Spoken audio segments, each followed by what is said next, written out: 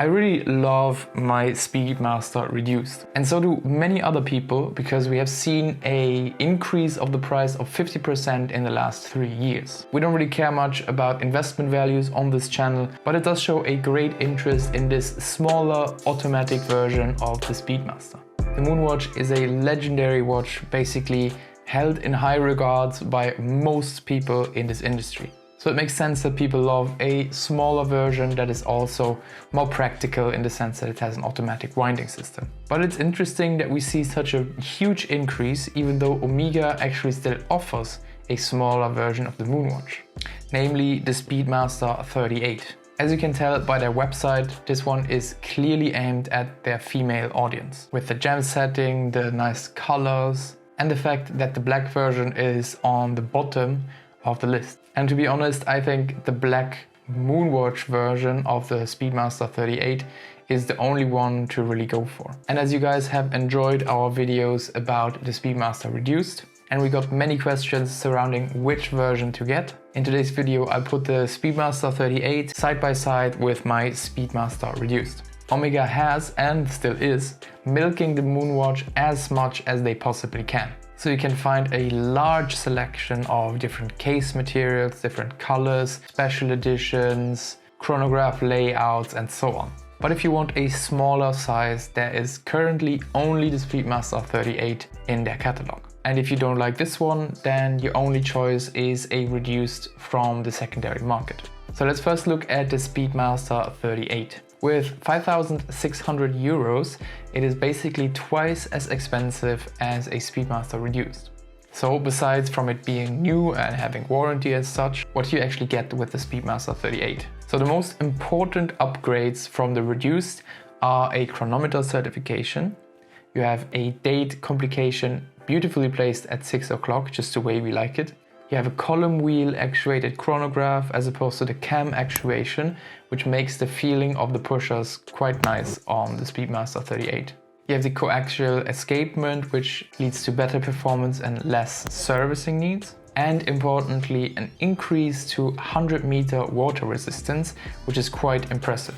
Now usually I wouldn't go swimming with a watch that doesn't have screw down crowns, nor would I like to go swimming with a chronograph watch in general, but a rating of 100 meters should be more than enough to go swimming. For me personally, a 50 meter water resistance coupled with screw down crowns is the minimum what I like to have on my watch to really take it swimming. And you also have a slight increase in the power resistance from 40 to 52 hours. But the biggest downside to the Speedmaster 38 is definitely its thickness and the proportions that come with it. With 14.7 millimeters, the Speedmaster 38 is thicker than a Seamaster. And with a case size of 38 millimeters, for me the proportions just don't work out.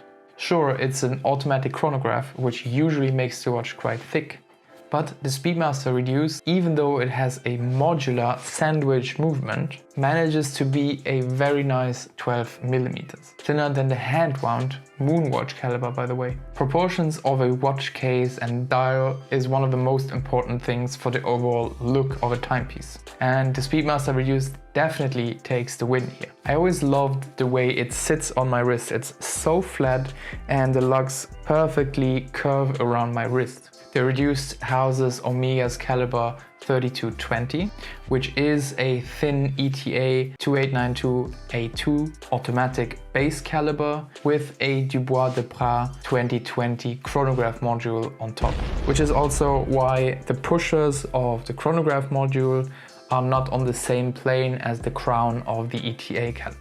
But it's surprising to me that Omega, with their integrated movement design, didn't manage to go thinner than the Reduced. So what about the design and the look of the watches? I have to say the Speedmaster 38 is a really handsome watch. The beautiful sunburst finish and overall the increase in detail and depth of the dial is really nice. You have applied indices, you have sunken sub-registers, and you have a very interesting bezel. While not everyone likes it, I really like the grooves in the metal bezel.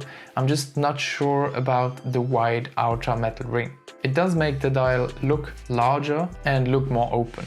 But with that, the Speedmaster 38 leaves behind a lot of moonwatch styling, whereas the Reduced is basically a small moonwatch. I really feel they captured the moonwatch look. So which one should you go for if you're looking for a small automatic Speedmaster? The defining factors here will be definitely the price, the look, and what you expect in a 2,000 plus euro watch. If you like the moonwatch and you just basically want a smaller or automatic version of it, then get the Reduced. You get beautiful case proportions, a thin automatic chronograph, and you get it for half the price of the Speedmaster 38. If the look of the 38 is appealing to you and you want all the nice perks of a new watch, namely chronometer rating, 100-meter water resistance, increased power reserve, column wheel, and date at 6, with of course the newer clasp and bracelet design, then the Speedmaster 38 is perfect for you.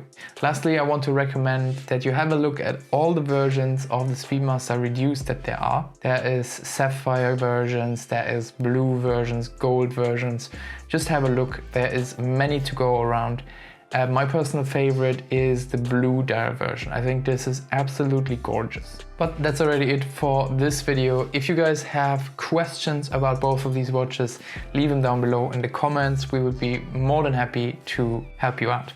We always love to hear when someone buys a watch because of us, so leave it down in the comments too. If you enjoyed this video, then leave a thumbs up. It would really help us out a lot. And subscribe if you like this type of content. Have a look on our channel, we have loads of videos there. So hopefully see you in the next one. Ciao.